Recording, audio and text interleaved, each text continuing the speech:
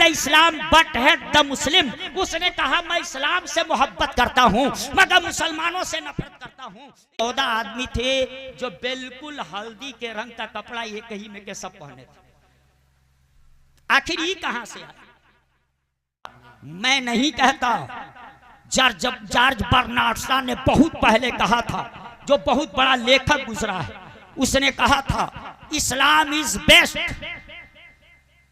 उसने कहा इस्लाम सबसे बेहतर मजहब, कहा इस्लाम इज बेस्ट, इस्लाम सबसे बेहतर मजहब। It is follower are worst, मगर उसके मानने वाले सबसे बदतर। बिल्कुल उल्टा हुआ ना।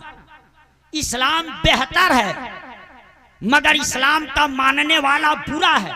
ये किसने कहा? जॉर्ज बर्नार्ड शॉ ने कहा इस्लाम बेहतर है मगर मानने वाला बुरा है। आलम तसव्वुर में मैंने पकड़ा उसको और उससे पूछा जब तू कह रहा है इस्लाम सबसे बेहतर मजहब है तो फिर इस्लाम का मानने वाला बुरा कैसे हो गया? तो उसने कहा पूछ मुझसे मैं क्यों कहा इस्लाम सबसे बेहतर मजहब है। जब मैंने इस्लाम का मुताला किया तो पता चला इस्लाम ही वो मजहब है जहाँ जूता पहनने का ढंग बताया जाता है और जूता उतारने का ढंग बताया जाता है, कपड़ा पहनने का ढंग बताया जाता है, कपड़ा उतारने का ढंग बताया जाता है। इस्लाम ही वो मजहब है जहाँ इस्तिंजा खाने में जाने का ढंग बताया जाता है और इस्तिंजा खाने से बाहर आने का ढंग बताया जाता है। इस्लाम ही वो मजहब है जहाँ मस्जिद में जाने का ढंग बताया जाता है और मस्जिद से बाहर आने का ढंग बताया जाता है। इस्लाम ही वो मजहब है जो अपने मानने वालों को बताता है अगर जूता पहनना है तो पहले दाहिने पैर का पहनना तब बाएं पैर का पहनना,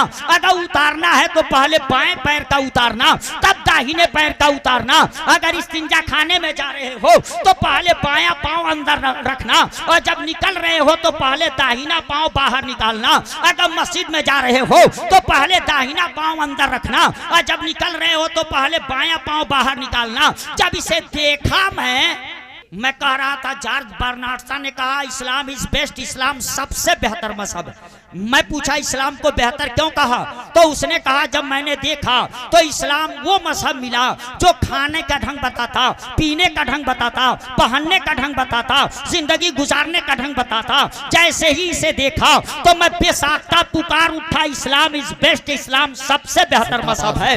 मगर मैं पूछा पलट करके तो इस्लाम के मानने वाले सबसे बुरे क्यों तुझको नजर आने लगे? कहा इसलिए बुरे नजर आने लगे कि ऐसे मजहब के मानने वाले जहां जूता पहनने और उतारने का ढंग बताया गया हो उस मजहब के मानने वाले यहूदियों से तरीका लेने लगे, ईसाइयों से तरीका लेने लगे और इस्लाम का बेहतर तरीका छोड़ने लगे। और छोड़ा है हमने तभी तो कहा है किसी कहने वाले ने शोर है हो गए दुनिया से मुसलमान आबूद, शोर है हो गए दुनिया से मुसलमान आबूद। हम ये कहते हैं कि थे भी कहीं मुस्लिम मौजूद, तुम हो सूरत में नसारा तो तमद्दुन में हुनूद, तुम हो सूरत में नसारा तो तमद्दुन में हुनूद। ये मुसलमान है जिन्हें देख के शर्माए यहूद। यूं तो तुम सैयद भी हो, मिर्जा भी हो, अफगान भी हो, तू सब कुछ सही बताओ मुसलमान भी हो। जरा आईने में झांक करके देखो वो आपको बुरा क्यों कहा और इस्लाम को अच्छा क्यों कहा। अपने दूसरे वर्ड में कहा था I like the Islam but hate the Muslim. उसने कहा मैं इस्लाम से मोहब्बत करता हूँ मगर मुसलमानों से नफरत करता हूँ। इस्लाम से मोहब्बत क्यों करता हूँ? इसलिए कि इस्लाम अच्छा मजहब है, इस्लाम माँ का मकाम समझाता है, इस्लाम बाप का मकाम समझाता है, इस्लाम कमजोरों पे रहम करने को सिखाता है, इंसान छोटों पे दस्ते शफकत फेरने को सिखाता है, इस्लाम जिंदगी के सारे वसूल और ज़ाब्ता बताता है। इसलिए मैं कहा आई लाइक द इस्लाम, मैं इस्लाम से मोहब्बत करता हूँ, मैं इस्लाम को लाइक करता हूँ। मगर जब देखा इस्लाम के मानने वालों को कि इस्लाम के मानने वाले वैसे मजहब के मानने वाले हो करके और इस्लाम से न सीख करके दूसरों से सीखने लगे तो मैं कहा I like the Islam but hate the Muslim. मैं इस्लाम से तो मोहब्बत करता मगर मुसलमानों से नफरत करता हूँ, मुसलमानों से नफरत करता हूँ। प्याला सोने का हो बड़ा कीमती कहा जाएगा मगर सोने के प्याले में अगर शराब रख दो तो वो जायज नहीं होगी। इस्लाम अच्छा है, मगर इस्लाम का मानने वाला इस्लाम के मानने का दावा करके और दूसरों का तरीका अपना लिया और दूसरों का पेंट इसके ऊपर ऐसा चढ़ गया कि लाख तकरीरें हो रही हैं, मगर वो पेंट उतरने का नाम नहीं ले रहा है। और आज भी इस्लाम के दुश्मन किसी तरह से साजिश के शिकार बनाते हैं हमको, और उनकी जाल में हम फंसते चले जाते हैं। आज भी उनका तरीका लेते चले जाते। अभी मैं 2 साल से एक नई चीज देख रहा, आप भी कहीं कहीं देखे होंगे। धीरे धीरे वो चीज जोर पकड़ रही। लोगों के वहां जब शादी हो ना, अभी हफ्ता 10 दिन पहले एक प्रोग्राम में गया था, जो लड़का लेके गया था वो गिना, मैं नहीं गिना, मगर वो बताया कि मैं गिना हूं।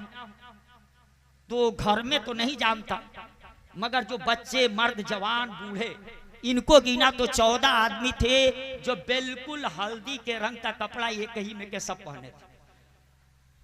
आखिर ये कहां से आया? अभी तो आज इक्का दुक्का लोग उसको अपना रहे हैं। देखते देखते ये कल ये कि इनका रस्म बन जाएगा, इनका रिवाज बन जाएगा और सब लोग उसे अपनाने लगेंगे।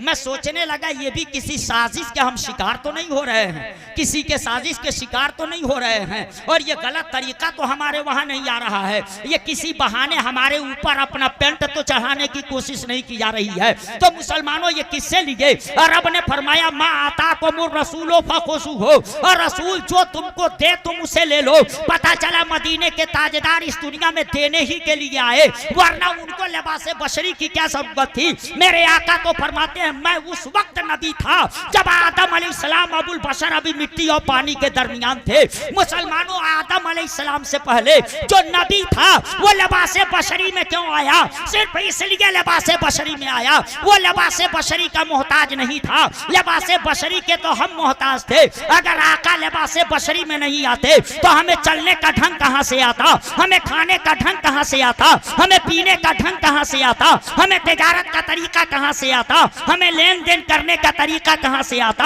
आका आकर के शादी नहीं किए होते तो शादी का वसूल कहां से मिलता? बच्चे की परवरिश नहीं किए होते तो बच्चों की परवरिश का वसूल और ज़ाब्ता हमको कहां से मिलता? इसलिए मुसलमानों जो आदम से पहले नबी था, मुसलमानों वो बाद में आया है तो लिबासे बशरी में आया है, ताकि हमारी नजर देख सके, वो लिबास को देख सके, और देख करके हम उनका खाना देखे, खाने का ढंग आ जाए, पीना देखे, पीने का ढंग आ जाए।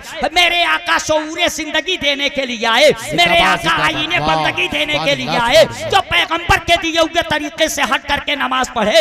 अगर वो बंदगी नहीं है तो जो पैगंबर के तरीके से हट करके जिंदगी गुजारे तो वो जिंदगी नहीं है, वो जिंदगी नहीं है। मेरे आका ने फरमाया निकाह मेरी सुन्नत है, और जो मेरी सुन्नत से रूगर्दानी कर दे फलाइसा मिन्नी, वो मेरी समाज का आदमी नहीं है, वो मेरी सोसाइटी का आदमी नहीं है। अगर एक सुन्नत को छोड़ दे तो वो आका की सोसाइटी का ना रह जाए। यहाँ तो आका की सारी सुन्नतें छोड़ते चले जा रहे हो। न तेरी सूरत इस्लामी नजर आ रही है, न तेरी सीरत इस्लामी नजर आ रही है, न तेरा किरदार इस्लामी नजर आ रहा है, न तेरे अफाल इस्लामी नजर आ रहे हैं, न तेरे शबो रोज इस्लामी नजर आ रहे हैं, न तेरा माहौल इस्लामी नजर आ रहा है। मुसलमान दूसरा सोच ले, जब गौर करेगा तो पता चलेगा। अगर तुझको ये दिन देखना पड़ रहा है, दुनिया तो हमारी तादाद सही मानों में हमको ना मालूम हो, इसके लिए आपको मुगालते में डाला जाता।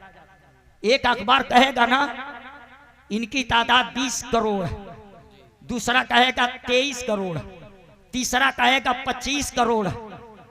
ये तीनों में कोई सही नहीं। जहां हम 30 करोड़ हैं वहां 20 करोड़ से शुरू हो 25 करोड़ तक, ताकि वो सोचते हैं कि इनको पता न चलने पाए कि हमारी सही तादाद यहाँ कितनी है। मुसलमानों हमको मुगालते में डाला जाता है और आज हमारी एक एक निशानी को मिटाने की कोशिश की जाती है।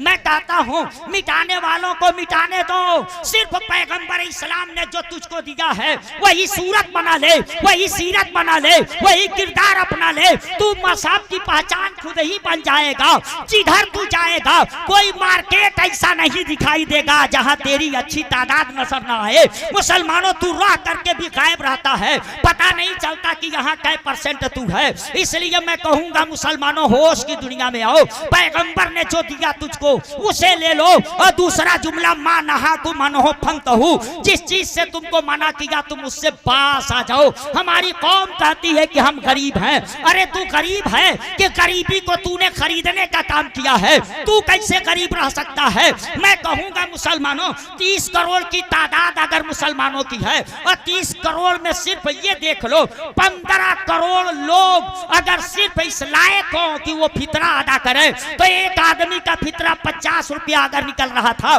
60 रुपया निकल रहा था, तो मुसलमानों 15 करोड़ में 60 से सरफ करके देखो, आप अरबों अरबों रुपया सिर्फ आप फितरा निकाले हो, अरबों अरबों रुपया फितरा निकाले हो। आज मदरसों पे लोगों की तिरछी नजर पड़ी है। मैं कहता हूं मुसलमानों, पडरौना शुगर फैक्ट्री इसलिए बंद हो सकती है कि सरकारी फंड रोक दिया गया, इसलिए वो फैक्ट्री बंद हो जाए। बड़े बड़े कारखाने बंद हो गए, लाल बत्तियां जल गई, ताले लटक गए। मगर मैं कहूंगा मुसलमानों, मदरसों को तिरछी नजर से देखने वालों, ये मदरसे वो कारखाने हैं जो कभी बंद नहीं हो सकते। ये मदरसे कभी बंद नहीं हो सकते, क्योंकि इसी किसी के बाप की फैक्ट्री नहीं है, ये रसूल पाक की फैक्ट्री है। नारे तकबीर, नारे रिसालत।